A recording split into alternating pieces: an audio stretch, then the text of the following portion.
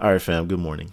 It's a special day for the Division 2 because we just had a special report and they covered a lot of details from PTS changes, the incursion, quality of life changes, a new apparel event. So we're going to get into all of that. They kind of dragged it along. I wanted them to get into the incursion right away, but you know they had to save that for the last. And then they had a Q&A session.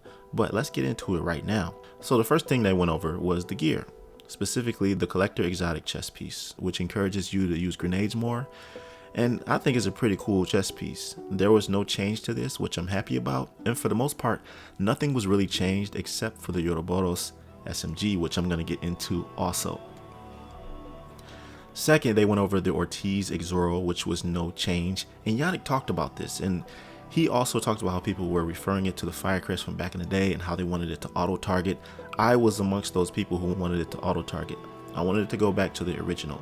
But he said, basically, this is an upgrade to the targeting system because the Firecrest on Div 1 targeted each individual agent or NPC. So they said putting the turret down now spins in a 360 and it gives you a lot more area of effect and crowd control.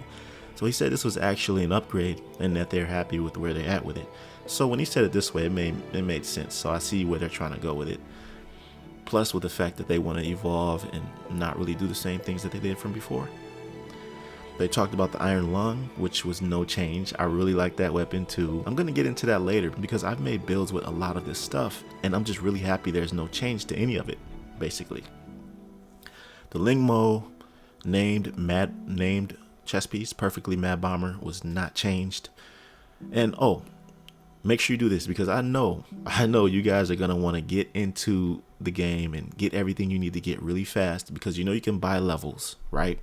They just implemented this a couple patches ago or last patch. So they're advertising this new pack, which I'm going to get, called Art Deco pack.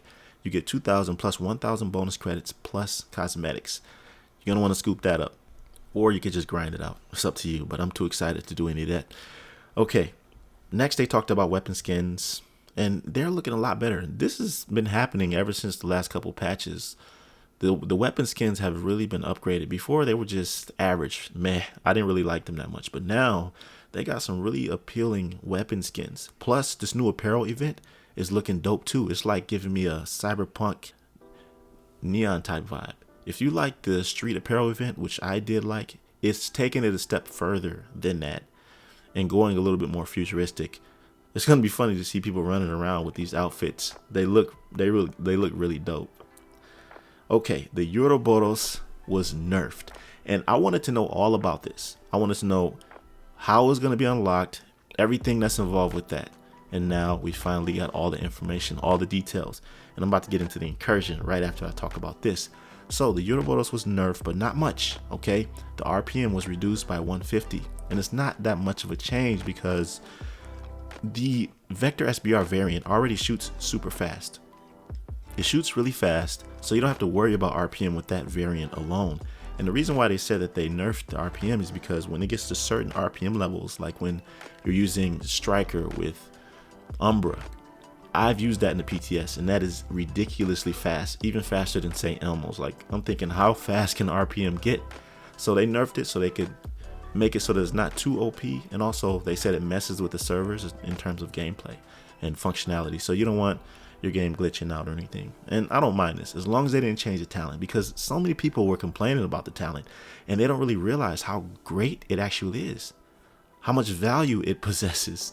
And I'm going to show you in the builds that I drop, because that weapon is amazing, that weapon talent, along with the attributes that it has. So we'll get into that later. But they said that the way that you unlock this is by the same way you unlock like the Eagle Bearer or anything from a raid, because they just talked about the incursion. And this is hype. It's called Paradise Lost. And they said you'll be infiltrating the Merit Estate, and that's involved with the lore. And it looks as though you try and get through the courtyard first. And for the first time ever, they have this freaking hunter Chunga. I've never seen a Chunga that's a hunter that has an axe and he's set on fire. I cannot wait to fight this guy. Plus, they said this incursion is going to be on the level of a rage in terms of difficulty.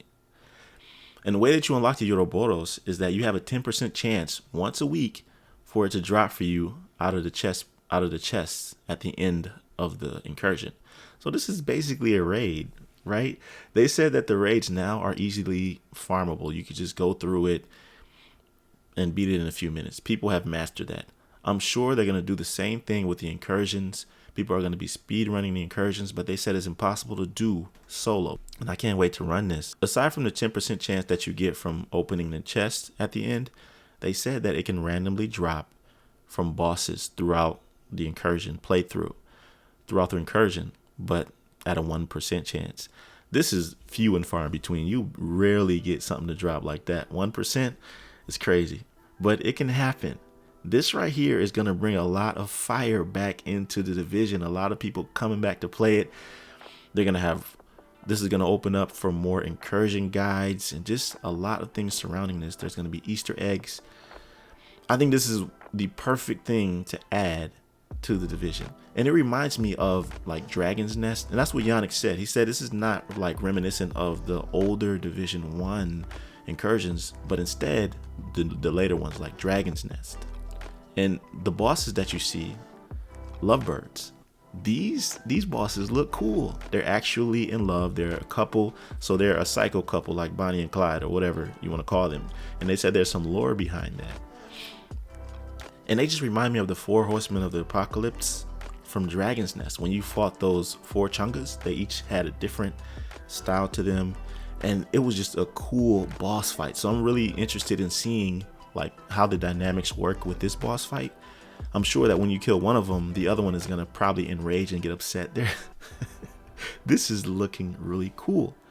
So that's all I really wanted to get to. I really wanted to just talk about the incursion, and I knew that they were going to go over everything. I'm pretty sure that they weren't going to change much, because usually with the PTS, if there's nothing really crazy or really broken, they usually don't change anything and they just roll it out as is. So I was assuming that this is how they were going to do with everything they have now. But all in all, I'm happy with everything. I'm happy with the Ouroboros. I'm glad they didn't change the talent, because that talent is gold, and I'm going to be farming for that baby.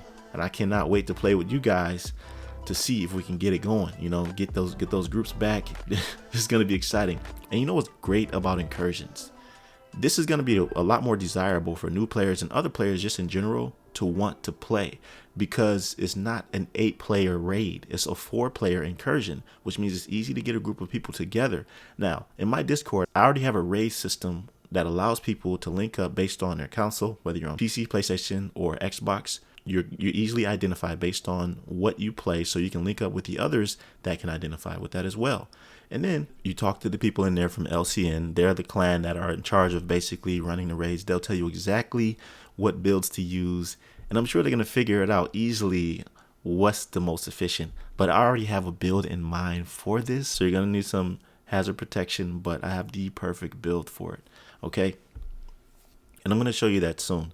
Anyways, if you want help joining the incursion to get this Ouroboros, then join my Discord. The link is in the description. Once you join, it's going to be easy for you to figure out what's happening there. And hopefully you can get a group together and make some friends. Also, this stresses the importance of having 4 characters, because they said you can only farm it once a week. But if you have 4 characters, you can farm it 4 times a week. So you quadruple your chance to get the Ouroboros. That's what I did with Eagle Bear. That's what I did with the Ravenous. It's a lot more efficient. And once you get that character going and finished to level 40, you're good to go.